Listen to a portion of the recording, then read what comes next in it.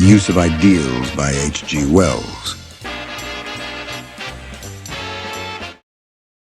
Ideals, Said my uncle. certainly ideals.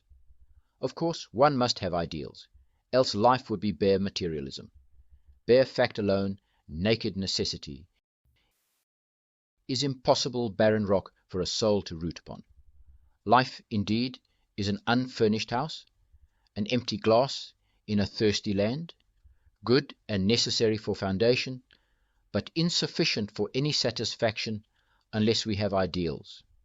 Or again, ideals are the flesh upon the skeleton of reality, and it cannot live without them.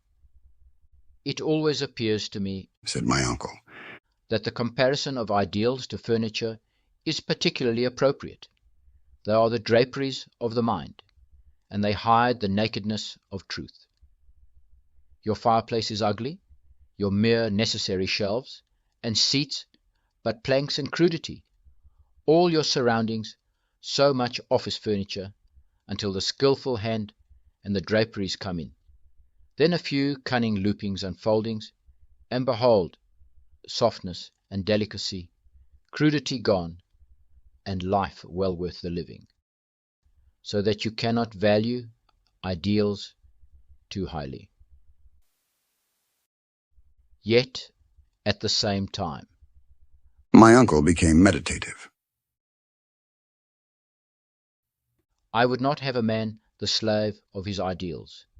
Hangings make the room comfortable, but after all, hangings are hangings. Perhaps, now and then, of course, I would not suggest continual inconstancy. A slight change, a little rearrangement, even a partial replacement, might brighten up the dear old dwelling place. An ideal may be clung to too fondly. When the moth gets into it, or the dust, did not Carlyle warn us against this, lest they accumulate and at last produce suffocation? I am exactly at one with him there. And that, as any cabinet minister explains every time he opens a public library, is why we have literature. Good books are the warehouses of ideals. Does it strike you? Your furniture is sombre, a bit Calvinistic and severe. Try a statuette by Pope, or a classical piece out of Heine. Too much white and gold for everyday purposes. Then the Reverend Lawrence Sterne will oblige. Urban tone may be corrected by Hardy, and Lowell will give you urbanity. And however well you match and balance them, remember there is a time for ideals and a time when they are better out of the way. The Philistine of Victorian literature is a person without ideals, the practical man. But just now the fashion is all for the things. Ruskin and Carlyle set it going, and today the demand for ideals exceeds the supply. And as a result, we meet with innumerable people anxious to have the correct thing, but a little unsympathetic or inexpert, and those unavoidable people who do not like the things but feel compelled to get them. Ideals are not the easiest possessions to have and manage, and they may even rise to the level of serious inconveniences. So that I sometimes wonder these extension people have not taken up the subject of their management and use. Note, for instance, the folly of bringing ideals too much into the daily life. It is childish, like a baby insisting on its new toy at meal times and taking it to bed. Never use an ideal as a standard, and avoid any that reflect upon your conduct.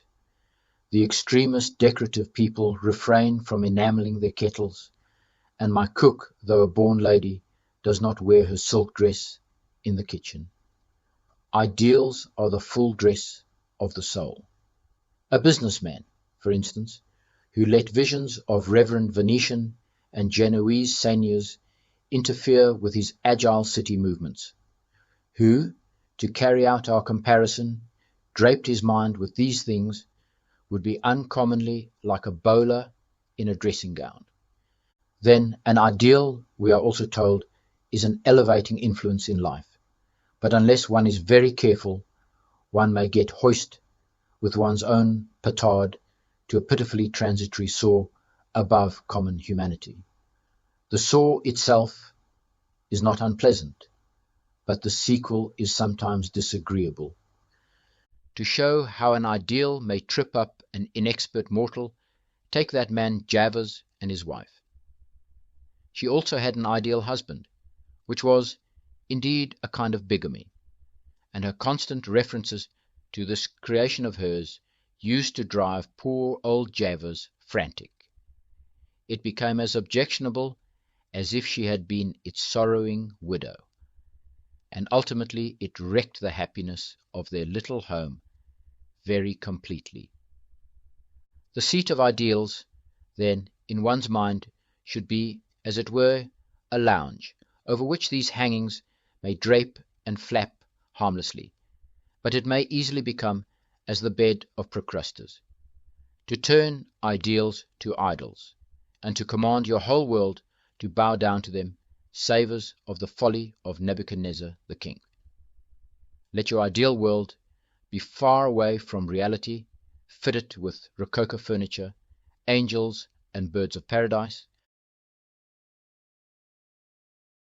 Minnesinja flowers, and views of the delectable mountains, and go there occasionally and rest, to return without illusions, without encumbrance, but with renewed zest to the sordid world of the actual, the world of every day. Herein is the real use of the ideal. All other is fanaticism and folly.